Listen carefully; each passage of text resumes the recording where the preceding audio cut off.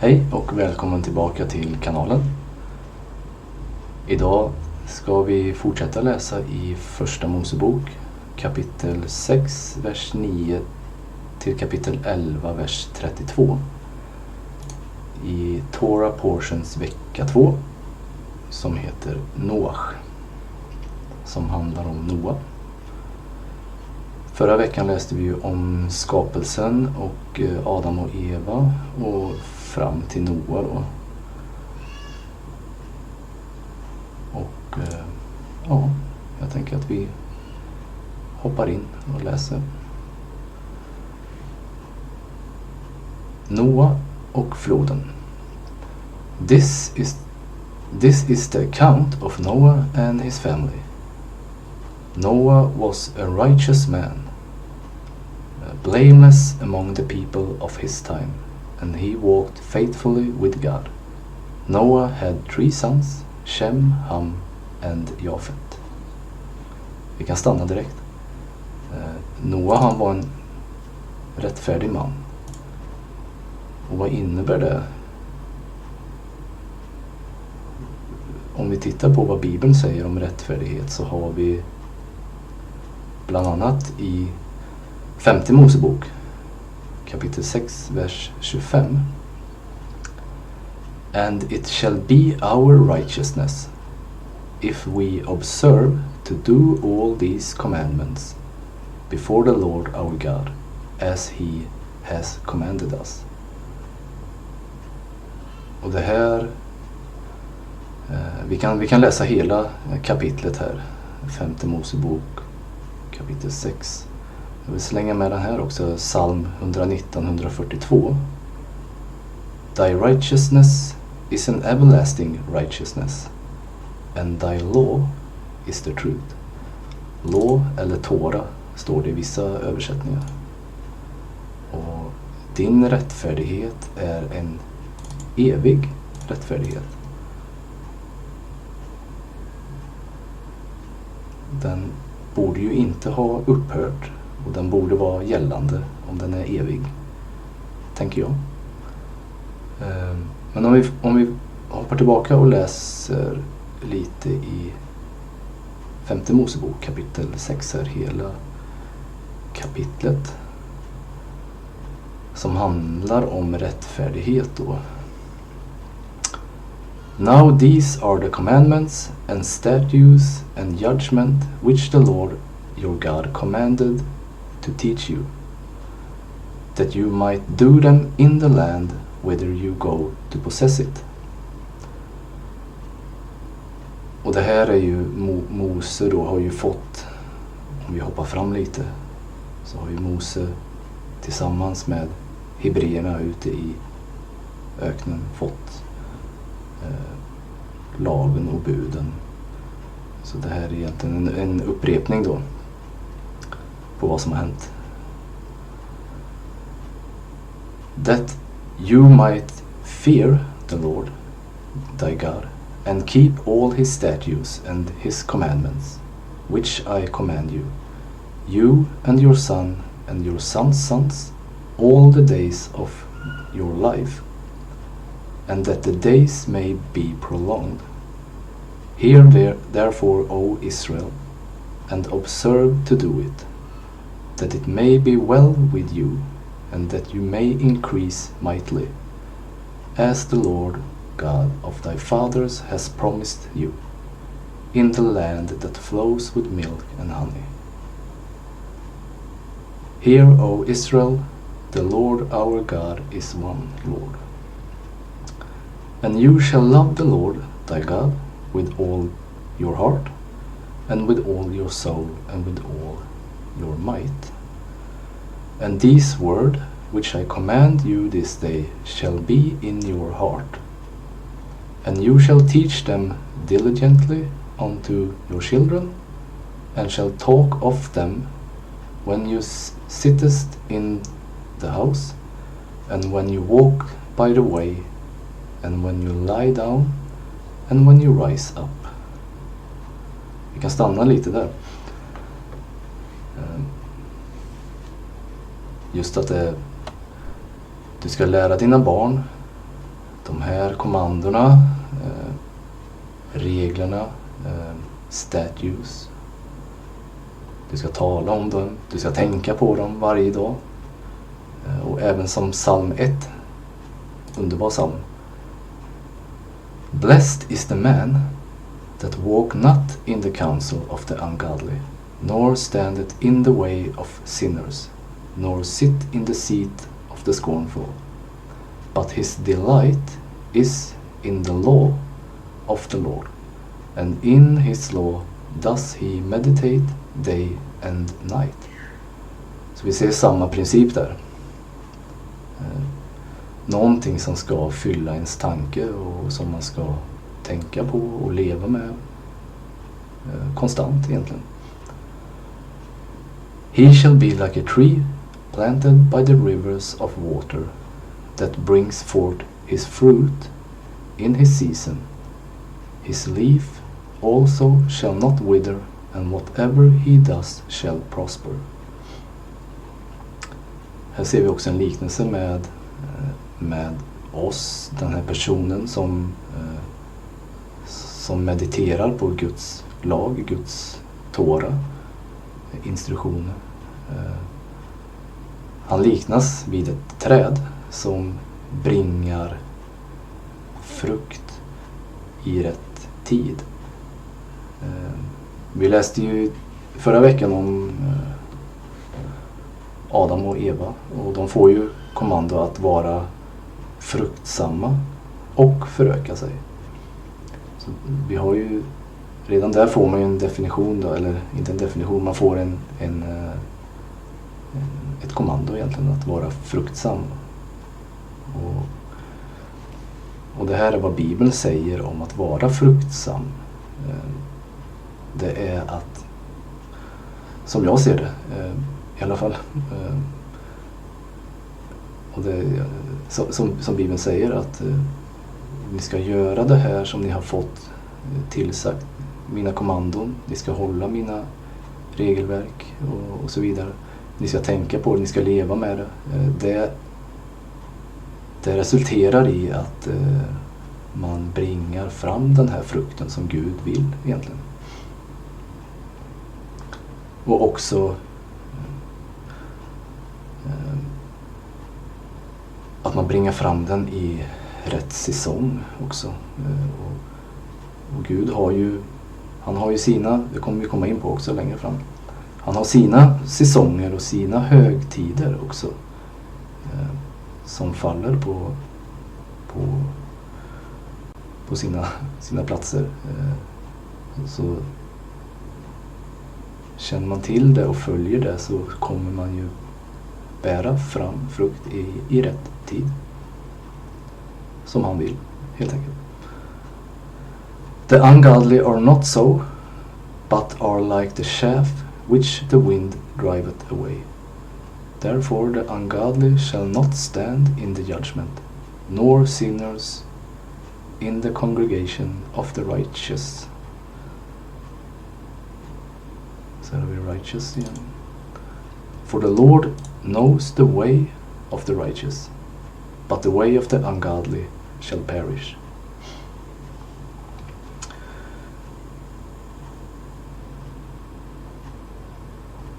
Herren känner de rättfärdiga. Om vi hoppar tillbaka lite grann, så jag vill bara lyfta det här. Therefore the ungodly shall not stand in the judgment, nor sinners in the congregation of the righteous. Om vi bara lite snabbt går in på sinners, vad är det? Vad är synd?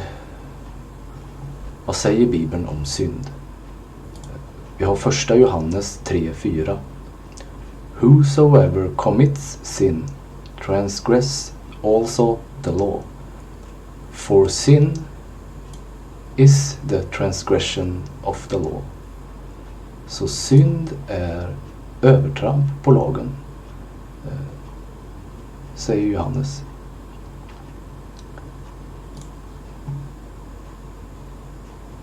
Och vidare här, for the Lord knows the way of the righteous, Herren känner.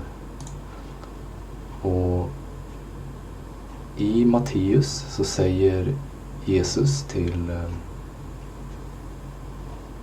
han ger en liknelse, gör han. Matteus 7, 21-27.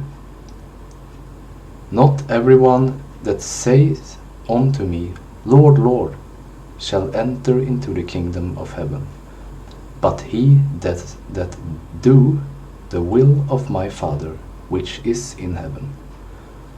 Och Guds vilja är ju det som vi läste i 5:e Mosebok, att vi gör hans kommando, följer hans stadgar och principer.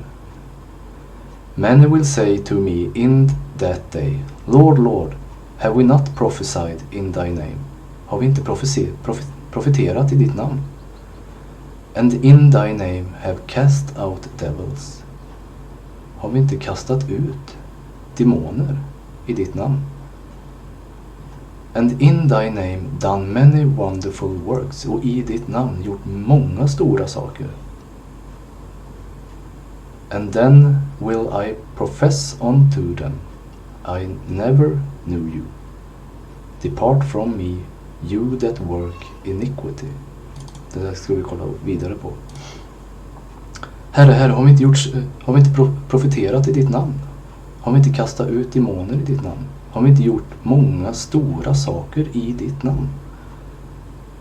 Och då säger han, sannoliken, jag känner er inte, jag har aldrig känt er. Herren känner den rättfärdiga, men de här känner han inte. Gå bort ifrån mig, ni som work iniquity. Vi ska kolla på det här ordet.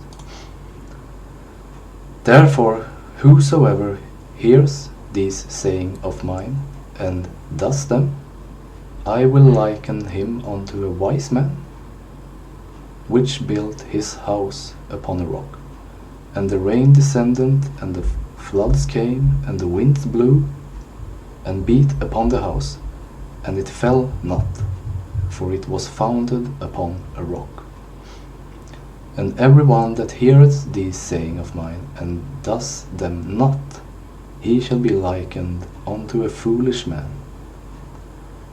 which built his house upon the sand.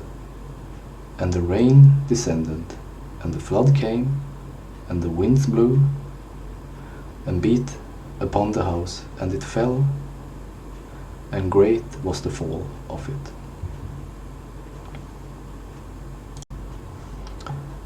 Och här har vi också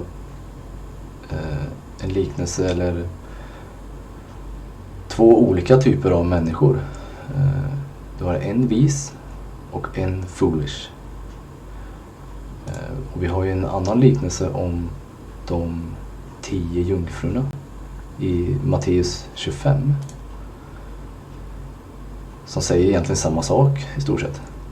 Then shall the kingdom of heaven be likened unto 10 virgins, which took their lamps and went forth to meet the bridegroom.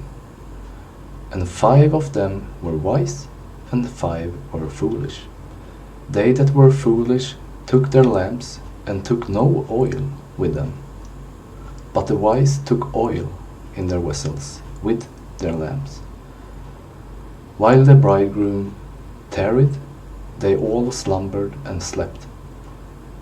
And at midnight there was a cry made, Behold, the bridegroom cometh, go you out to meet him. Then all those virgins arose, and trimmed their lamps. And the foolish said unto the wise, Give us of your oil, for our lamps are gone out.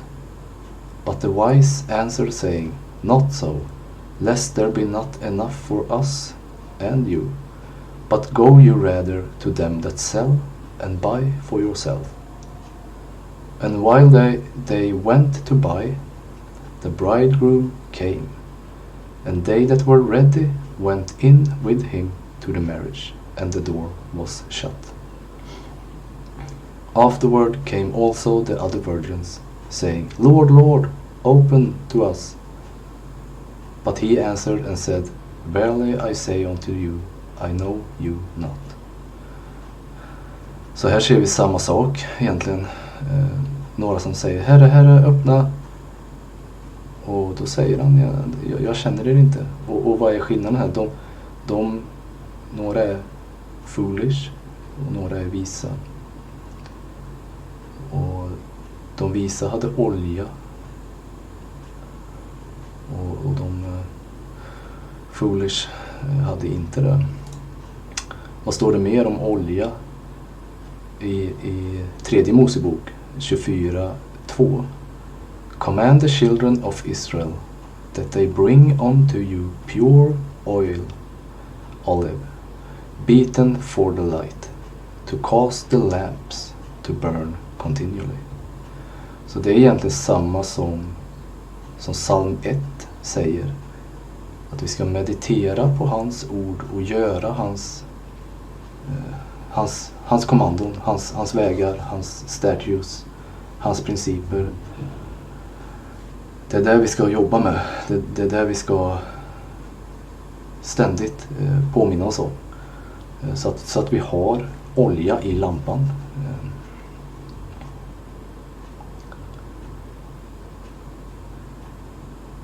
Jag vet att jag kan springa iväg rabbit trail som de säger. Men det är bra faktiskt. För då hittar man såna här nyckelord som jag kallar det. Lampa, olja. Ja. Men just det. Vi skulle också kolla på det här. I Matteus 7. Där han säger: gå bort ifrån mig, jag känner er inte. You that work iniquity. Det här ordet då. Och om vi kollar på den här sidan. Bible Hub heter den. Matteus 7:23. Then I will tell them plainly, I never knew you, depart from me, you workers of lawlessness. Om vi kollar på det ordet. Anomia heter det på grekiska, tror jag. Och definitionen är laglöshet. Iniquity, disobedience, sin. Och sin var ju övertramp. Synd var övertramp på lagen. Att man inte gör det. Laglöshet. Disobedient. Man lyder inte. Gå bort ifrån mig, ni som är laglösa, säger Jesus. Och det är ganska... För jag tror kyrkan generellt pratar om att lagen är borta på ett sätt. Samtidigt säger Jesus, han vart ju anklagad. Han vart anklagad av fariseerna som påstod att han ville ta bort lagen. Och han säger, tro inte att jag har kommit för att ta bort lagen. Ingenting ska förgås förrän allting är fullbordat. Himmel och... Vi ska se om jag kan leta fram det här. Ja, här. Matteus 5, 17-20 så säger Jesus: think not that I am come to destroy the law or the prophets. I am not come to destroy, but to fulfill. For verily I say unto you, till heaven and earth pass, one jot or one title shall in no wise pass from the law, till all be fulfilled. Alltså ingenting kommer försvinna ur lagen. Jag tror inte att jag kommer... Alltså, tro inte. Tänkte inte att jag har kommit för att ta bort någonting här. Ingenting kommer försvinna förrän himmel och jord har försvunnit. Och det har ju inte försvunnit än. Så då borde det ju gälla fortfarande då. Och så också: whosoever therefore shall break one of these least commandments and shall teach men so, he shall be called the least in the kingdom of heaven. But whosoever shall do and teach them, the same shall be called great in the kingdom of heaven. For I say unto you that except your righteousness shall exceed the righteousness of the scribes and Pharisees, you shall in no case enter into the kingdom of heaven. Så här säger han att lagen är inte borta. Jag har inte kommit för att ta bort den.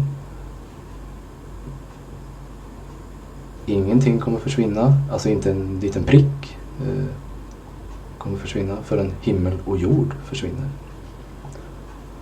Och den som bryter det minsta av de här kommandona och lär människor så att det här behövs inte göras, så det här behöver du inte tänka på, eller så här behöver du inte göra längre.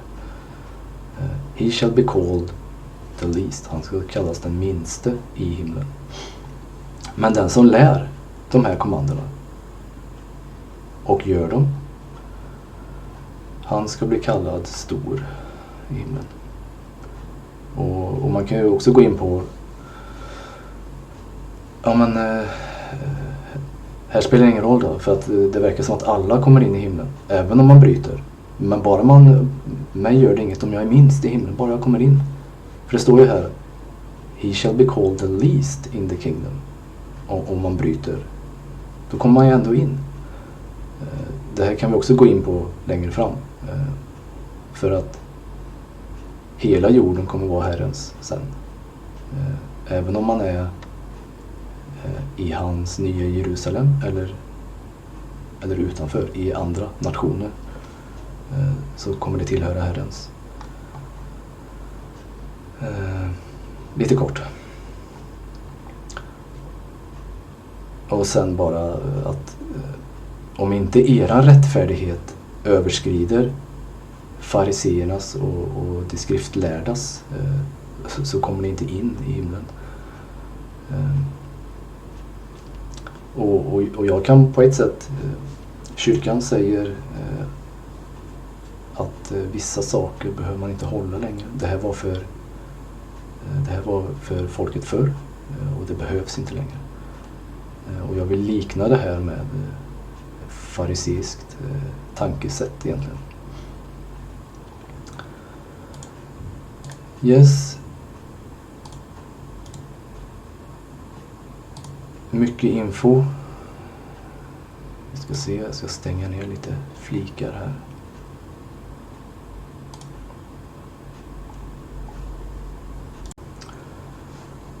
Och också ett bra ställe i Bibeln. 1 Johannes 2:3. Den får ni komma ihåg.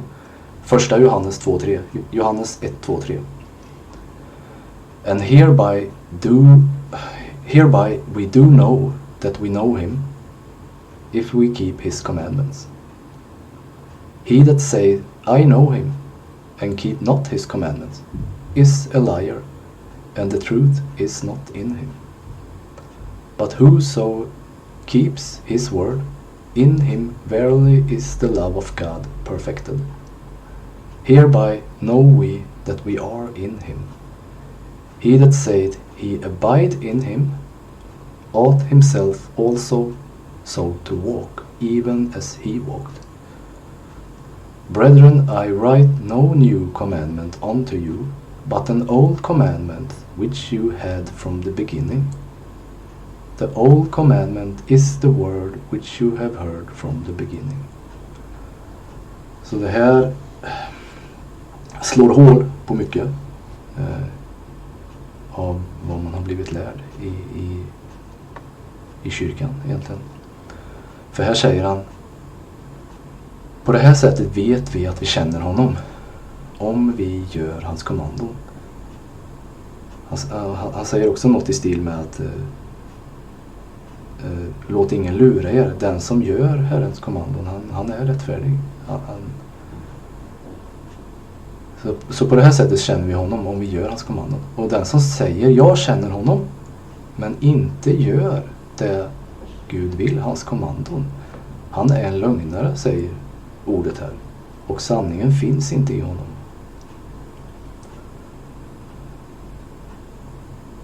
Och den som säger sig vara i honom ska också vandra så som han, alltså Jesus, vandrade.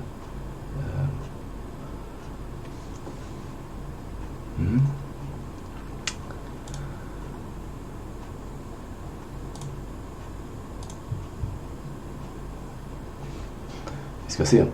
Vi hoppar ju vidare från femte Mosebok kapitel 6. Vart var det vi stannade? I vers 7. Att du ska lära de här kommandona, statutes, till dina barn. Du ska prata om dem. Det var där vi kom vidare. I vers 8. And you shall bind them for a sign upon thine hand, and then they shall be as frontlets between thy eyes. Här ser vi också något intressant, att kommandona, lagen kan vi sammanfatta det med. Toran, lagen, som du ska prata om, meditera över. Det ska vara som ett tecken på din hand och din panna. Och det här känner nog många igen med i Uppenbarelseboken om vilddjurets märke 666. Där står det så här, Uppenbarelseboken 13, kapitel 13, vers 11 till 18. And I beheld another beast coming up out of the earth, and he had two horns like a lamb, and he spoke as a dragon. And he exercises all the power of the first beast before him, that causes the earth and them which dwell therein to worship the first beast, whose deadly wound was healed. And he does great wonders, so that he makes fire come down from heaven on the earth in the sight of men, and deceives them that dwell on the earth by the means of those miracles which he had power to do in the sight of the beast, saying to them that dwell on the earth, that they should make an image to the beast which had the wound by a sword and did live. Mycket information om den här vilddjuret då. Men det är intressant att notera att här nämns det image, som vi nämnde förra veckan, att Gud skapade människan till sin image. Och här har vi vilddjuret som har också någon form av image. And he had power to give life unto the image of the beast, that the image of the beast should both speak and cause that as many as would not worship the image of the beast should be killed. And he caused all, both small and great, rich and poor, free and bond, to receive a mark in their right hand or in their foreheads, that no man might buy or sell, lest he had the mark, or the name of the beast, or the number of his name. Så här ser vi vilddjurets märke som man har lärt sig. Är det något märke man har lärt sig så är det ju det märket då. Och i kyrkliga kretsar så är det här märket som man pratar om och spekulerar i och så vidare. Men man hör inte så mycket om Guds märke, för han är först ut och har ett märke. Och det läser vi om här i femte Mosebok kapitel 6. De här kommandona, hans lag. Det ska vara som ett märke. Och det här kännetecknar ju någonting man gör och någonting man tror på. Någonting man tillägnar sig sin tid åt och någonting man följer. Och vilddjuret har ju sin version utav det. Så, ja.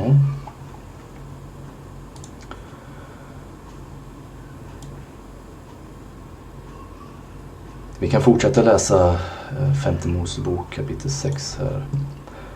You shall write them, kommandona då, upon the post of thy house and on thy gates, And it shall be, when the Lord thy God shall have brought you into the land which he sware unto thy fathers, to Abraham, Isaac, and Jacob, to give you great and goodly cities, which you builded not, and houses full of good things, which you filled not, and wells digged, which you have not digged, vineyards and olive trees, which you have not planted, when you shall have eaten and be full. Och här är det intressant att löftet som han har svurit till förfäderna Abraham, Isak, Jakob, landet de ska gå in i, hans folk ska gå in i. Ni kommer komma in i ett land där det är hus, vingårdar och allting som ni själva inte har byggt. Och Herren går ju bort för att bygga hus, bygga rum åt oss, säger han. Nya Jerusalem, tänker jag. Then beware lest you forget the Lord which brought you forth out of the land of Egypt, from the house of bondage. Och vi kommer säkert komma in på liknelser som är nu. Att vi lever i house of bondage. Vi lever under slaveri i Egypten, om du så vill. Och vad är det för typ av slaveri? Vi kanske inte får piskslag på ryggen, men vi har slaviska system över oss. Från den här världen. Och det beror också på att vi inte har följt Guds ord och hans stadgar. Och som han säger, när ni inte följer det här, för det vet han att det kommer bli så här. När ni inte gör det så kommer ni hamna hos andra nationer, tjäna andra gudar, tjäna dem. Och ni kommer vara under ett slaveri där. You shall fear the Lord thy God, and serve him, and shall swear by his name. You shall not go after other gods, of the gods of the people which are round about you. For the Lord thy God is a jealous God among you, lest the anger of the Lord thy God be kindled against you, and destroy you from off the face of the earth. You shall not tempt the Lord your God, as you tempted him in Massah. You shall diligently keep the commandments of the Lord thy God, and his testimonies and his statutes, which he has commanded you. And you shall do that which is right and good in the sight of the Lord, that it may be well with you, and that you may go in and possess the good land which the Lord sware unto thy fathers, to cast out all thy enemies from before you, as the Lord has spoken. And when thy son asks you in the time to come, saying, What means these testimonies and statutes and judgments which the Lord has commanded you? Then you shall say unto thy son, We were Pharaoh's bondsmen in Egypt, and the Lord brought us out of Egypt with a mighty hand. And the Lord showed signs and wonders great and sore upon Egypt, upon Pharaoh, and upon all his household, before our eyes. And he brought us out from thence, that he might bring us in to give us the land which he sware unto our fathers. And the Lord commanded us to do all these statutes, to fear the Lord our God, for our good always, that he might preserve us alive, as it is this day. Och här kommer vi till det som jag ville säga när vi läste om Noa. Noa var en rättfärdig man, men vi har inte fått någon definition än, och den får vi här bland annat.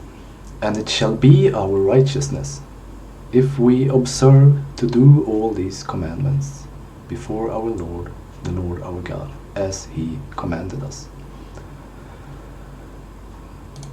Så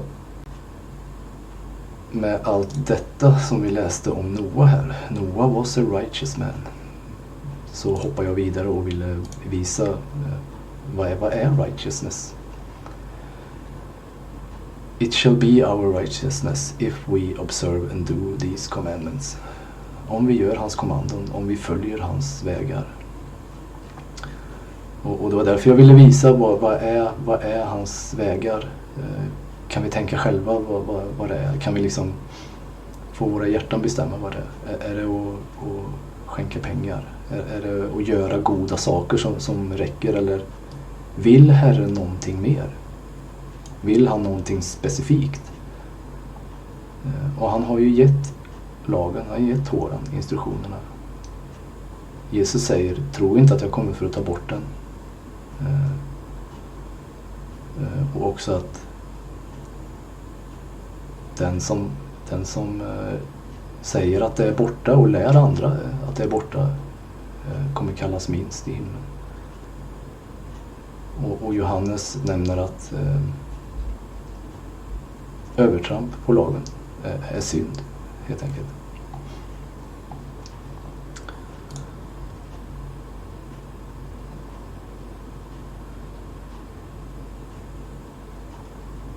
Och bara en ytterligare grej här. I 5:e Mosebok kapitel 30, vers 11. For this commandment which I command you this day is not hidden from you, neither is it far off.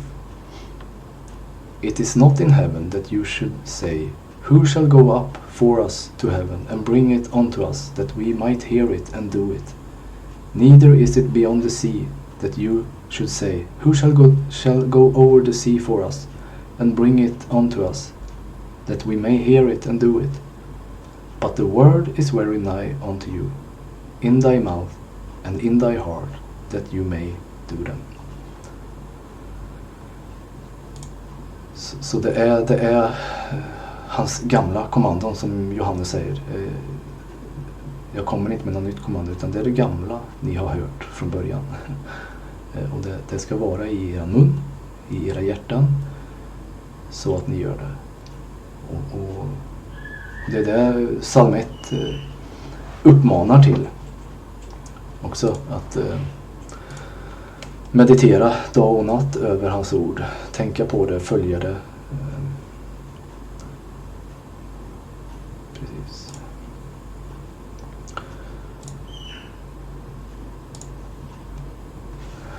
Ja, långt rabbit trail. Vi ska fortsätta läsa. Hoppas den här Torah portion inte blir allt för lång. Ska se. Now the earth was corrupt in God's sight and was full of violence. God saw how corrupt the earth had become, for all people on the earth had corrupted their ways. So God said to Noah, I am going to put an end to all people, for the earth is filled with violence because of them. I am surely going to destroy both them and the earth. So make yourself an ark of cypress wood, make rooms in it, and coat it with pitch inside and out. This is how you are to build it. The ark is to be 300 cubits long, 50 cubits wide, and 30 cubits high. Make a roof for it, leaving below the roof an opening 1 cubit high all around. Put door in the side of the ark and make lower, middle and upper deck. And I'm going to bring flood waters on the earth to destroy all life under the heavens. Every creature that has the breath of life in it. Everything on earth will perish. But I will establish my covenant with you, and you will enter the ark, you and your sons and your wife and your sons' wives with you. You are to bring into the ark 2 of all living creatures, male and female, to keep them alive with you, 2 of every kind of bird, of every kind of animal, and of every kind of creature that moves along the ground will come to you to be kept alive. You are to take every kind of food that is to be eaten and stored it away as food for you and for them. Noah did everything just as God commanded him. Precis, Noah får kommandot att bygga den här arken. Vi kan ju kolla lite. Den nämner ju 300 kubik lång. Och bara, ja, man kan ju bara googla lite och titta hur såg den ut, hur stor var den.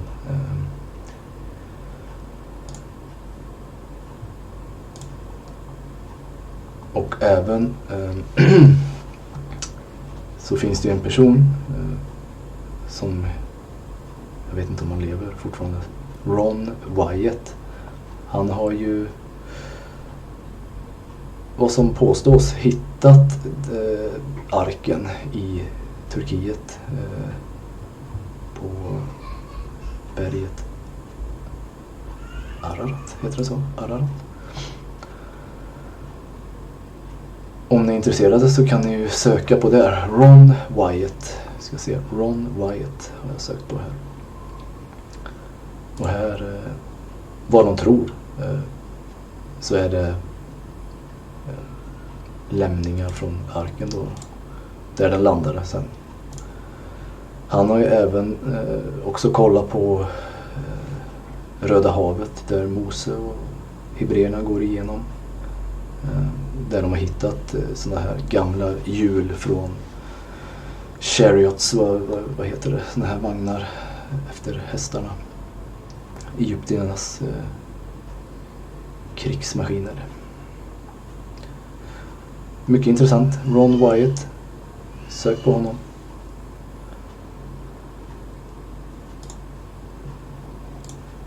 Ja, vi fortsätter.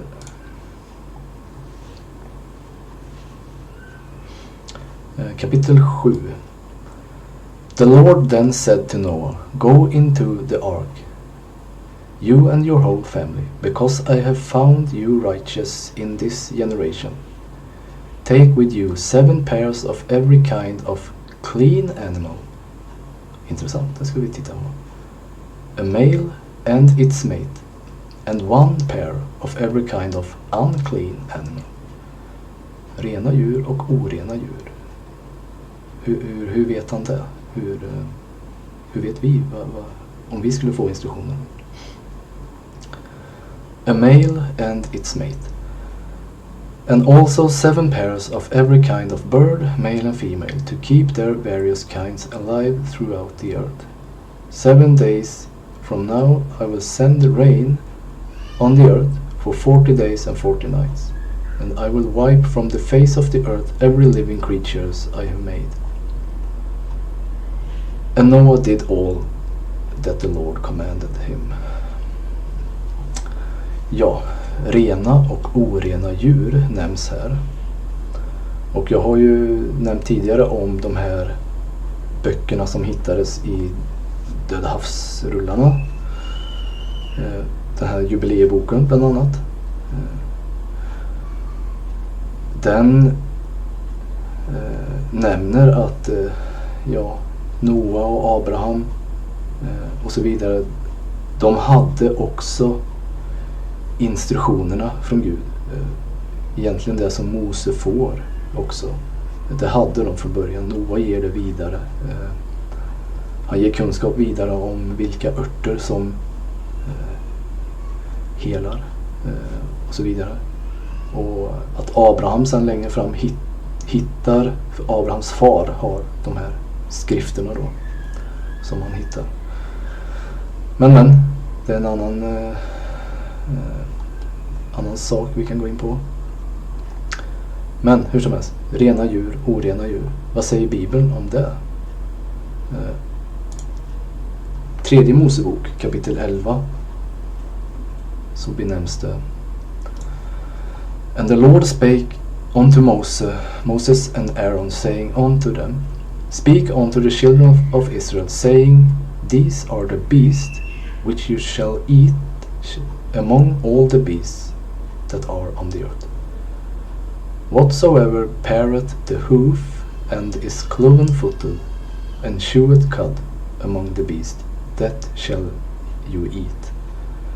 Nevertheless, these shall you not eat of, them that chew the cud, or of them that divided the hoof, as the camel, because he cheweth the cud, but divided not the hoof, he is unclean unto you. And the coney, because he cheweth the cud, but divided not the hoof, he is unclean unto you. Och haren, det som står på svenska är ju att den som har en hov eller en kluven klövar och tuggar gräs egentligen. Det är gott att äta. Det är rena djur.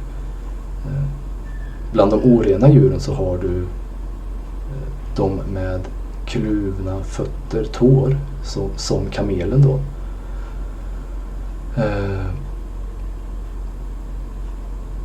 Så vi ser så jag säger rätt. Precis. Kamelen tuggar gräs, men den har inte en kluven hoof. Så den är oren. Och samma här, coney, nu vet jag inte riktigt vad det är. Haren äter gräs, men har inte en kluven, har inte klövar. Och svin, gris, även om den har klövar, kluvna klövar, ska man säga så, men den äter inte gräs då, så den är unclean to you. Svinet, grisen, är oren. Of their flesh shall you not eat, and their carcasses shall you not touch. They are unclean to you. Så du ska inte äta av de här kötten. Kamel, hare, gris. Det är orent kött, säger Herren. Och han går också in på vilka vad säger man, sjödjur som är rena att äta. Så tredje Mosebok 11 går igenom, och när det gäller fisk, det som är i havet, så fisken som har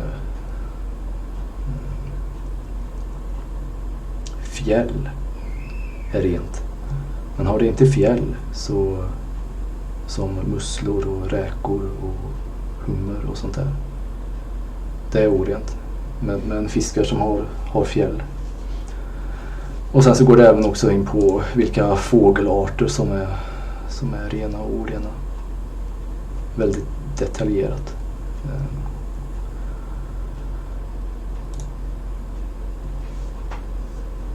Så det är det Bibeln säger om rena och orena djur. Och Noah får ju kommando här. Ta rena och orena djur.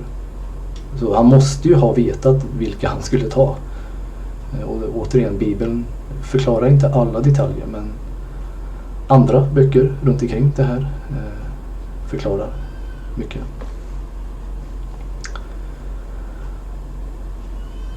Noah was 600 years old when the flood waters came on the earth. And Noah and his sons and his wives and his sons' wives entered to the ark to escape the waters of the flood. Pairs of clean and unclean animals, of birds and of all creatures that move along the ground, male and female, came to Noah and entered the ark, as God had commanded Noah. And after the 7 days the flood waters came on the earth. In the 600 years of Noah's life, on the 17th day of the second month, on that day all the springs of the great deep burst forth, and the floodgates of the heavens were open, and rain fell on the earth 40 days and 40 nights. Och ni kommer ihåg, vi gick igenom skapelsen förra veckan. Vatten ovan och vatten under och ett valv var det som förklarades. Och här ser man markens springs, källor, och floodgates of the heavens were opened. On the very day Noah and his sons, Sem, Ham and Japheth, together with his wife and the wives of his 3 sons, entered the ark. They had with them every wild animal according to its kind, all livestock according to their kind, every creature that moves along the ground according to its kind, and every bird according to its kind, everything with wings. Pairs of the creatures that have the breath of life in them came to Noah and entered the ark. The animals going in were male and female of every living thing, as God had commanded Noah. Then the Lord shut him in. For 40 days the flood kept coming on the earth, and as the waters increased, they lifted the ark high above the earth. The waters rose and increased greatly on the earth, and the ark floated on the surface of the water. They rose greatly on the earth, and all the high mountains under the entire heaven were covered. The waters rose and covered the mountains to the deep depth of more than 15 cubits. Every living thing that moved on land perished, bird, livestock, wild animals, all the creatures that swarm over the earth, and all mankind. Everything on dry land that had the breath of life in its nostrils died. Every living thing on the face of the earth was wiped out, people and animals and the creatures that move along the ground, and the birds were wiped from the earth. Only Noah was left and those with him in the ark. The waters flooded the earth for 150 days. Så Gud förstör allt som han har skapat där, eller inte. Han har inte skapat allt han skapade, inte jättarna där, utan människorna gick ju fel, som vi läste. De änglarna kom ner och skaffade sig jättar med människorna och säkert mycket annat. De vandrade inte som Herren ville. Så det var anledningen. Kapitel 8. But God remembered Noah and all the wild animals and the livestock that were with him in the ark. And he sent a wind over the earth, and the waters receded. Now the springs of the deep and the floodgates of the heavens had been closed, and the rain had stopped falling from the sky. The water receded steadily from the earth. At the end of the 150 days the water had gone down. And on the 17th day of the 7th month the ark came to rest on the mount of Ararat. Som vi nämnde med Ron Wyatts arbete där, så har han ju troligtvis hittat de här resterna då. The waters continued to recede until the 10th month, and on the first day of the 10th month the tops of the mountains became visible. After 40 days Noah opened a window he had made in the ark and sent out a raven, and it kept flying back and forth until the water had dried up from the earth. Then he sent out a dove to see if the water had receded from the surface of the ground, but the dove could not find nowhere to perch, because there was water over all the surface of the earth. So it returned to Noah in the ark. he reached out his hand and took the dove and brought it back to himself in the ark. He waited 7 more days and again sent out the dove from the ark. When the dove returned to him in the evening, there in its in its beak was a freshly plucked olive leaf. Then Noah knew that the water had receded from the earth. He waited 7 more days and sent the dove out again, but this time it did not return to him. By the first day of the first month of Noah's 601st year, the water had dried up from the earth. Noah then removed the covering from the ark and saw that the surface of the ground was dry. By the 27th day of the second month, the earth was completely dry. Then God said to Noah, "Come out of the ark, you and your wife and your sons and their wives. Bring out every kind of living creatures that is with you, the birds, the animals, and all the creatures that move along the ground, so they can multiply on the earth and be fruitful and increase in number on it." So Noah came out, together with his sons and his wife and his sons' wives, all the animals and the creatures that move along the ground and all the birds.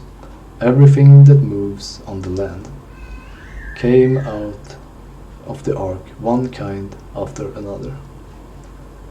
Then Noah built an altar to the Lord, and taking some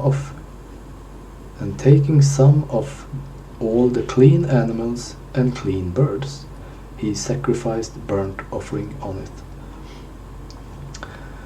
The Lord smelled the pleasant aroma and said in his heart, "Never again will I curse the ground because of humans, even though every inclination of the human heart is evil from childhood.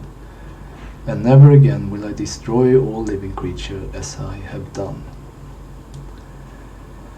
As long as the earth endures, seed time and harvest, cold and heat, summer and winter, day and night will never cease." Och här ser vi återigen att när Noa kommer ut från arken så bygger han ett altare och offrar då utav de rena djuren, vilket Herren gladde sig åt egentligen. Det är också Mose får ju också buden om offerbuden, och det var ju rena djur också. Ja, vi fortsätter. Kapitel 9. God's covenant with Noah. Then God blessed Noah and his sons, saying to them, "Be fruitful and increase in number and fill the earth." Och återigen att vara fruktsam och påbudet också att föröka er och vara fruktsamma. Psalm 1 liknar oss vid ett träd som planterat nära vatten och ger frukt i sin tid för den personen som mediterar och följer Torah, instruktionerna. Be fruitful and increase in number and fill the earth. The fear and dread of you will fall on all the beasts of the earth and on all the birds in the sky, and every creature that moves along the ground, and on all the fish in the sea. They are given into your hands. Everything that lives and moves about will be food for you, just as I gave you in the green plants. I now give you everything. Och det här är faktiskt intressant. Vi har pratat om rena djur och orena djur. Och först så ser vi att återigen så blir människan herre över djuren då, som det var från skapelsen där. Men sen säger han ju att allting som lever och rör sig här kommer att vara som mat för er. Och då kan man ju tänka liksom, vi får ju bud om ren mat och rena djur och orena djur. Men här säger han att allting som rör sig är okej att äta liksom. Så vad är det som gäller? Är det två olika bud egentligen? Det får ni ta reda på. Jag tror inte att det är så enkelt, för att vi har liksom inget annat som tyder på. Vi har många ställen i Bibeln som tyder på. Även Petrus får en syn flera år efter Jesus har korsfästs. Så får han en syn om rena och orena djur som handlar om nationerna, hedningarna då. Men man får en bild av orena och rena djur, och då säger han, långt efter att Jesus har dött då, Herre, jag har ingenting orent har kommit in i min mun. Så även om Jesus då skulle ha tagit bort saker, eller att det här gäller att vad som helst kan ätas, så säger ju Petrus då att men jag har inte ätit något orent. Och då kan man ju tänka att men varför han hade väl tillåtelse att äta vad som helst, men det kanske han inte hade ändå. Fler saker i Bibeln tyder på att det är rent och det är orent, vissa saker. Och också en sak här som kommer vidare här. But you must not eat meat that has its life blood still in it. And for your life blood I will surely demand an accounting.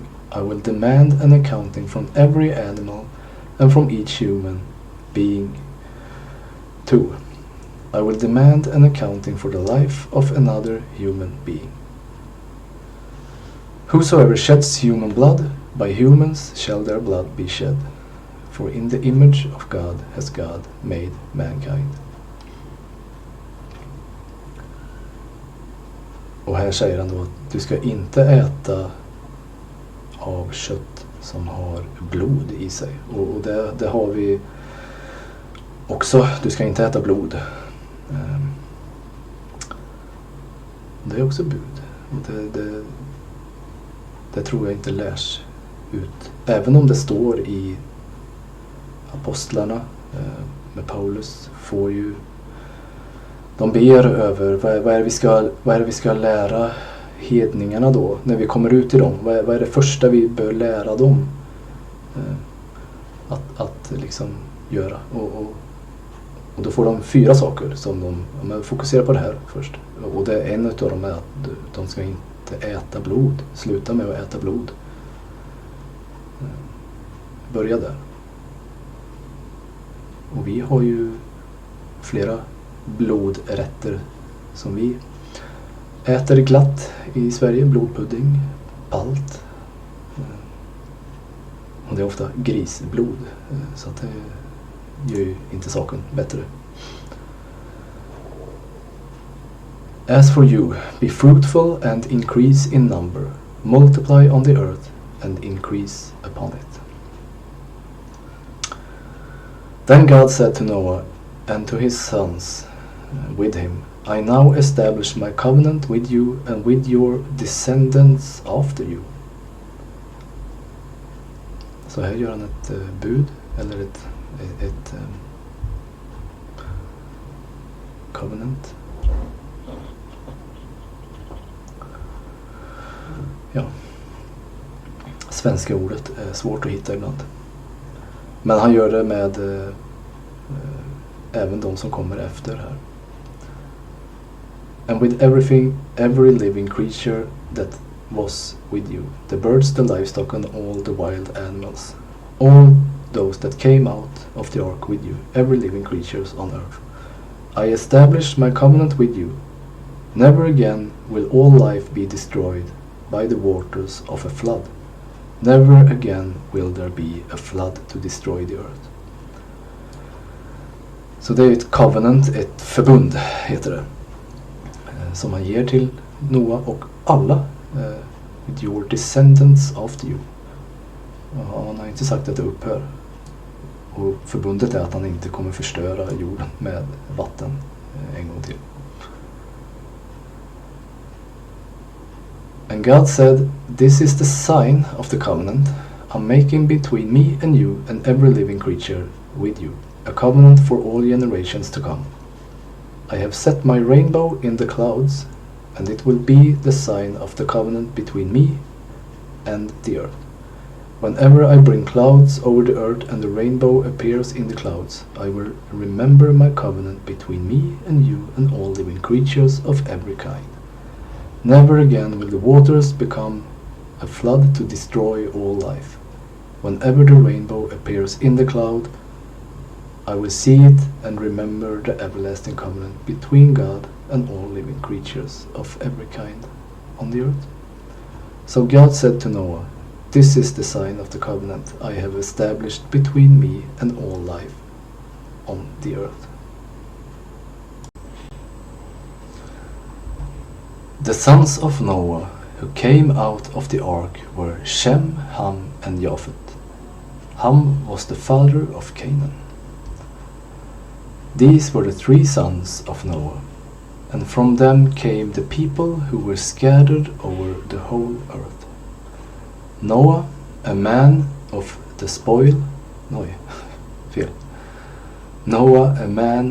soil, proceeded to plant a vineyard. When he drank some of its wine, he became drunk and lay uncovered inside his tent. Ham, the father of Canaan, saw his father naked and told his 2 brothers outside. But Shem and Japheth took a garment and laid it across their shoulders when they walked in backward and covered their father's naked body. Their faces were turned the other way so that they would not see their father naked. When Noah awoke from his wine and found out what his youngest son had done to him, he said, "Cursed be Canaan, the lowest of slaves he will be to his brother." And also said, "Praise be to the Lord, the God of Shem. May Canaan be the slave of Shem. May God extend Japheth's territory. May Japheth live in the tents of Shem, and may Canaan be the slave of Japheth." After the flood, Noah lived 350 years. Noah lived a total of 950 years, and then he died. Den här översättningen säger här att först och främst, vad är det som händer här? Noah planterar en vingård. Han dricker utav vinet, blir full. Och så står det att han ligger naken i tältet. Och Ham får se det, får se sin fader naken. Och går och säger till sina bröder. Och de går in, backar in för att inte få se han naken. Jag slår upp lite andra översättningar här så ska vi se vad de säger. Om vi tittar på King James version så står det här, vers 20. "And Noah began to be an husbandman and planted a vineyard. And he drank of the wine and was drunken, and he was uncovered within his tent. And Ham, the father of Canaan, saw the nakedness of his father, and told his 2 brethren within. And Shem and Japheth took a garment and laid it upon both their shoulders, and went backward and covered the nakedness of their father. And their faces were backward, and they saw not their father's nakedness." Och så vaknar då Noah sen efteråt och lägger en förbannelse då på Kanan, Hams son. Så vad är det som händer? Ham får en förbannelse för, enligt en översättning, för att han ser sin far naken, så får hans son en förbannelse att han ska vara slav för evigt. Slav åt de andra bröderna. Det som är intressant i olika översättningar, så här står det nakedness och att han var uncovered. Man har inte specificerat att det var bara Noah som var naken, helt enkelt. Och vi ska se i tredje Mosebok kapitel 18, vers 7-11, så står det om det här ordet nakedness, nakenhet. The nakedness of thy father or the nakedness of thy mother shall you not uncover. She is thy mother, you shall not uncover her nakedness. The nakedness of thy father's wife you shall not uncover. It is your father's nakedness. Så din faders nakedness, jag har inget bra ord för svenska, nakenhet, eller din moders ska du inte uncovered. Du ska inte se det, du ska inte, Men också det här att din fars fru, det är samma som faderns, alltså det är samma som faderns, man är ett, men mannen är huvudet över familjen, så att kvinnan tillhör mannen, och gör du någonting mot kvinnan så har du gjort det mot mannen, det är det som sägs, eller din far. Och det går vidare och beskriver också att du ska inte göra det här mot din syster, för hon är din fars dotter. Så det går tillbaka till fadern, är centrum i det här. Och med anledning, alltså, för om man bara läser att han såg sin far naken, och då ska jag förbanna din son, liksom. Det finns olika teorier. En del teorier går in på att Ham hade sex med Noah när han var full. Men sen kan man också liksom, varför får kanan förbannelsen, liksom? Och det jag tänker på, det vi läste också, att, som andra också många tolkar, att han kanske hade sex med sin mor och fick kanan. Det står inte tydligt inte vad jag vet i alla fall, vem mamman till kanan är då. Och det är ju, du ska inte uncovered din fars fru, för det är styggelse då. Och det är det vi ser här egentligen.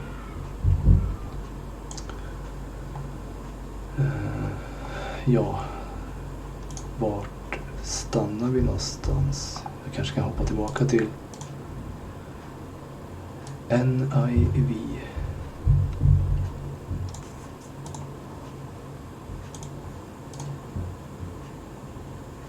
Ja, men just det, vi var färdiga där.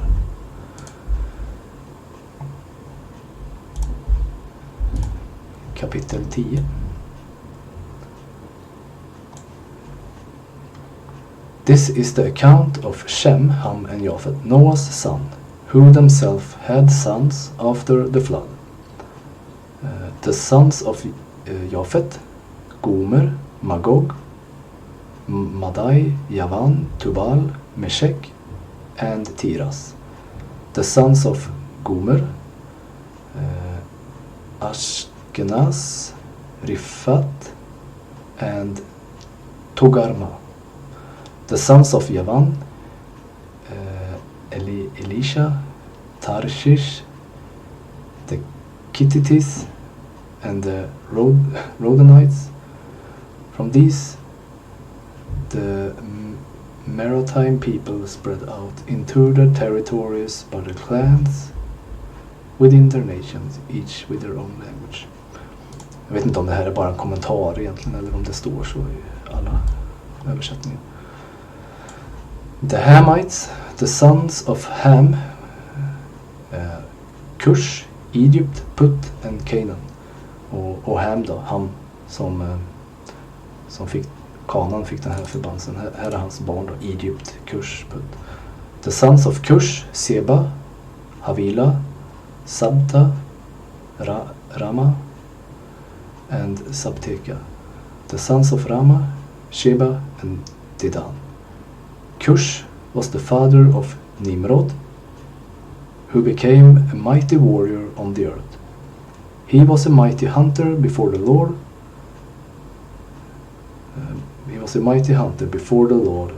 That is why it is said, like Nimrod, a mighty hunter before the Lord. The first center of his kingdom were Babylon, Uruk, Akkad, and Calneh in Shinar. From the land he went to Assyria, where he built Nineveh, Rehoboth, Ir, Kala, and Resem, which is between Nineveh and Kala, which is the great city.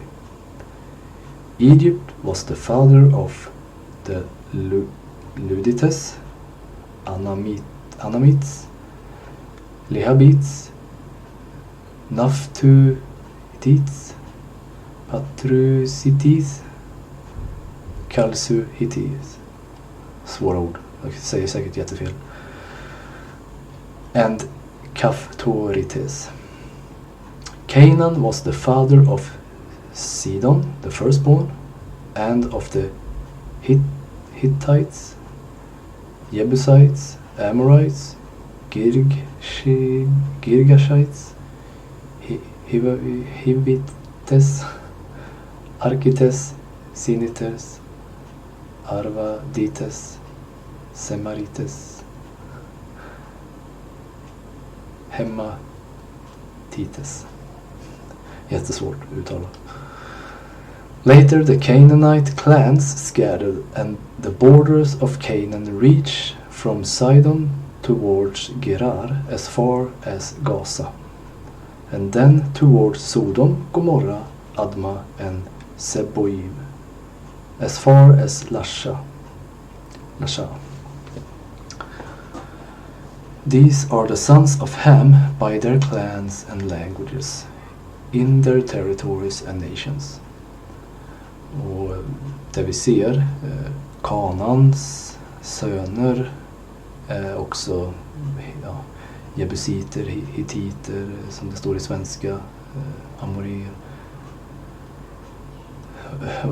Många nationer som är fientligt inställda mot hebreerna, mot Israels folk.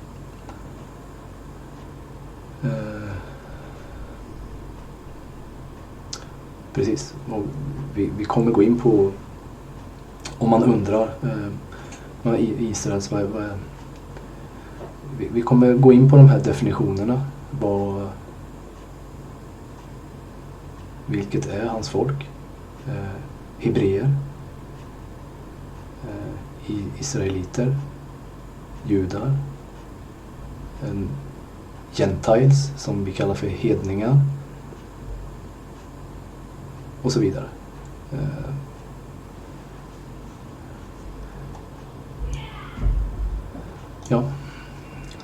Sons were also born to Shem, whose older brother was Japhet.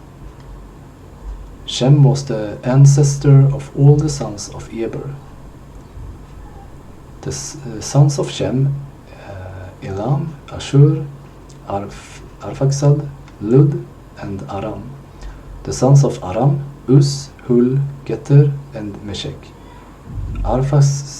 Arphaxad was the father of Sila, and Shila was the father of Eber.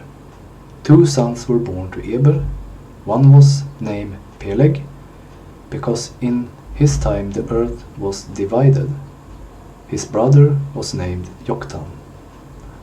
Joktan was the father of Almodad, Shelep, Hasarmevat, Jera, Hadoram, Usal, Dikla, Obal, Abimel, Sheba, Ophir, Havila, and Jobab.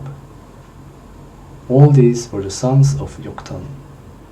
The region where they lived stretched from Mesha toward Sephar, in the eastern hill country. These are the sons of Shem, by their clans and languages, in their territories and nations. These are the clans of Noah's son, according to their line of descent, within their nation. From these the nations spread out over the earth after the flood. Och som det beskrivs så härstammar nationerna, folket stammar ifrån det här. Och det finns säkert, jag har inte kollat upp det själv så mycket, vad man har kommit fram till, vart befann de sig på kartan liksom, vilka områden, norr, väster, öst och så vidare. Det vi vet, jag ska inte gå in för långt, men Kanaan, det kallas för Kanaans land, som hebreerna kommer in i sen också. Och det är platsen Israel idag, Mellanöstern, norra delen vad jag förstår.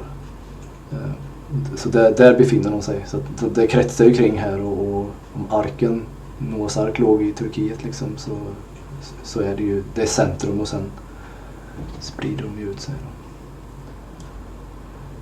Och Kanaan skulle egentligen inte befinna sig där, men det kommer vi också komma in på. Yes, vi ska läsa kapitel 11 vers 32. Now the whole world had one language and a common speech.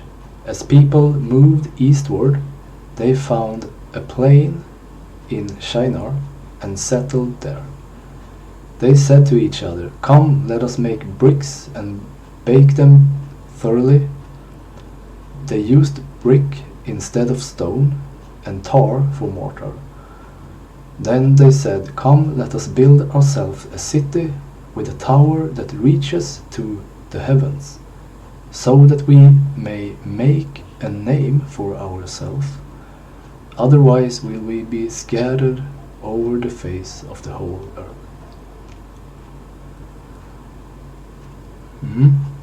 But the Lord came down to see the city and the tower the people were building. The Lord said, "If as one people speaking the same language they have begun to do this, then nothing they plan to do will be impossible for them. Come, let us go down and confuse their language, so they will not understand each other." So the Lord scattered them from there over all the earth, and they stopped building the city.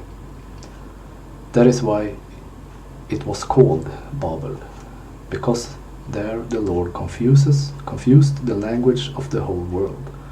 From there the Lord scattered them over the face of the whole earth. Så här vill man bygga sig ett torn som når ända in till himlen för att göra sig ett namn. Och Gud tycker inte det är bra. Nu när de kan prata ett språk och de kan gå samman, så finns det ingen som kan stoppa dem. Då går han ner och confuses their language, så att alla får olika språk. Och på så sätt stoppar man det här bygget. Och här finns det teorier. Vad är det de gör? Bygger de ett fysiskt torn av murbruk liksom? Eller är det något gör de något annat andligt? Jag vet inte. hur som helst, de gör någonting som Gud inte gillar.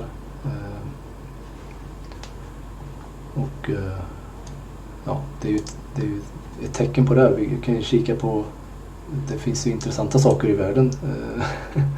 Och vi har ju, här har vi en ritning från vad man tror var att Babel såg ut som, antagligen. Och sen har vi även Europaparlamentets här byggnad. Det är lite intressant att se att man använder samma grej egentligen, att någonting som inte Gud gillade, det ska vi glorifiera liksom, eller men vi använder det till att göra våra syften, eller och det här det blir ju samma sak, man går ju samman liksom. Och sen säger jag inte någonting om att det här är vilddjuret, eller det kommer vi komma in på, utan det är bara liksom att världen, man använder samma symbolik och världen går samman.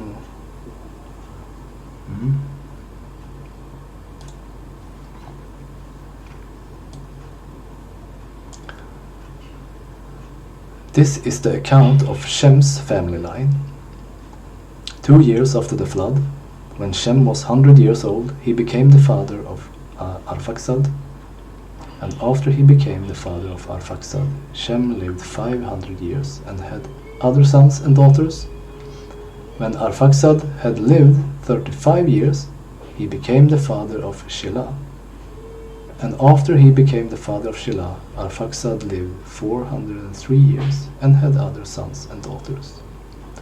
When Shelah had lived 30 years, he became the father of Eber. And after he became the father of Eber, Shelah lived 403 years and had other sons and daughters. When Eber had lived 34 years, he became the father of Peleg. And after he became the father of Peleg, Eber lived 430 years and had other sons and daughters. When Peleg had lived 30 years, he became the father of Reu. And after he became the father of Reu, Peleg lived 209 years and had other sons and daughters. When Reu had lived 32 years, he became the father of Serug. Jag hoppar över lite som repeterar. Reu lived 207 years and had other sons and daughters. When Serug had lived 30 years, he became the father of Nahor.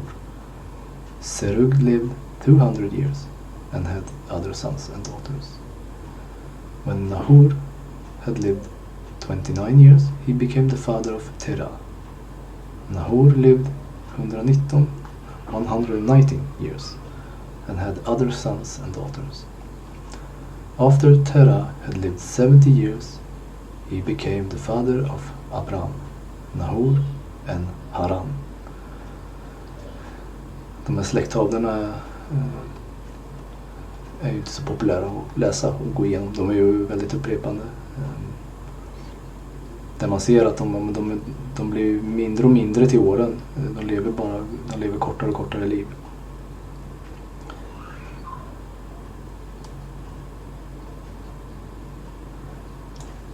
This is the account of Terah's family line. Terah became the father of Abram, Nahor and Haran. And Haran became the father of Lot. While his father Terah was still alive, Haran died in Ur of the Chaldeans, in the land of his birth. Abram and Nahor both married. The name of Abram's wife was Sarai, and the name of Nahor's wife was Milcah. She was the daughter of Haran, the father of both Milcah and Ishka. Now Sarai was childless because she was not able to conceive. Terah took his son Abram and his grandson Lot, son of Haran, and his daughter-in-law Sarai, the wife of his son Abram. And together they set out from Ur of the Chaldeans to go to Canaan. But when they came to Haran, they settled there. Terah lived 205 years and he died in Haran. Ja. Det var veckans Torah portion. Och ja, vi har gått igenom ganska mycket rabbit trail som de brukar kalla. Men jag ville lyfta mycket av de här nyckelorden som jag väljer att kalla dem. Där det står tidigt liksom om rättfärdighet, rena djur, nakedness och sådana här saker som vi inte har fått, inte i Bibeln i alla fall, att liksom, vad är det här, vad står det här för? Men människorna här vet vad det är, de följer det eller inte följer det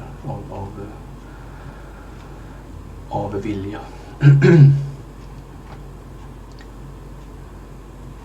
Så, och det är också viktigt att liksom fastställa det att det går hand i hand med, det stämmer överens med det Mose får sen på Sinai. Och att för kyrkan har nog ofta gjort det gällande att man kanske inte lyfter så mycket Noah, Abraham. De bara lever rättfärdiga och vi går inte in på liksom vad det innebar. Men de här extra böckerna, om du så vill kalla det, då, som de hittar då i Döda havsrullarna där. De förklarar att de hade skrifterna, de hade instruktionerna, och det här försvinner liksom bland folket, speciellt när de är i Egypten där de är fast i slaveri, och Mose kommer ut för att rädda dem sen, och då får de lagen då som kyrkan har säger då att det här fick de bara där och då, utan så det är därför jag vill lyfta det, att redan tidigt här så ser vi att de får bud, de håller bud. Mose och hebreerna får det här igen på print, som man säger.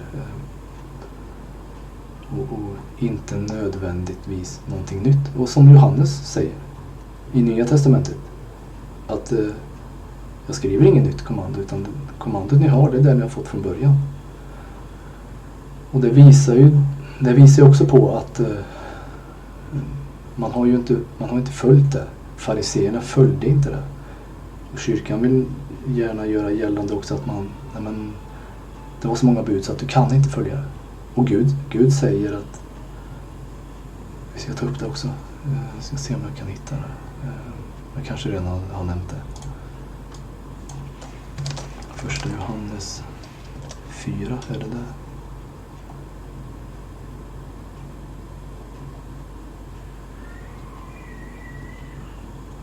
3.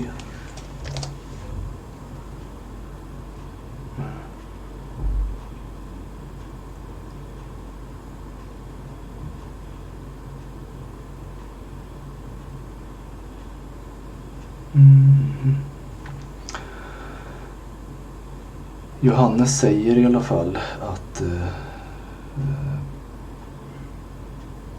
buden är inte svåra att hålla. Jag ska leta fram det. Ja, här. Första Johannes 5. For this is the love of God, that we keep his commandments. And his commandments are not grievous, står det här.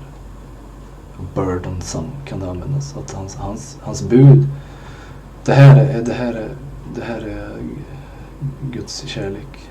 Det här är kärleken till Gud, att det är att vi håller hans kommandon. Och hans kommandon är inte burdensome som det används. Alltså det är inte tunga bördor som kyrkan kanske vill ha gjort gällande.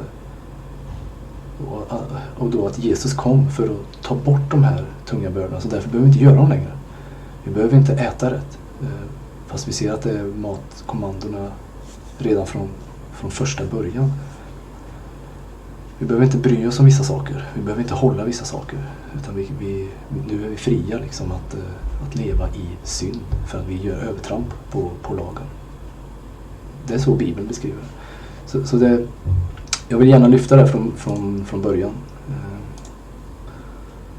Och det har vi gjort idag. Så nästa vecka så fortsätter vi. Så får vi se vad det finns för mer spännande att lära sig. Tack för idag.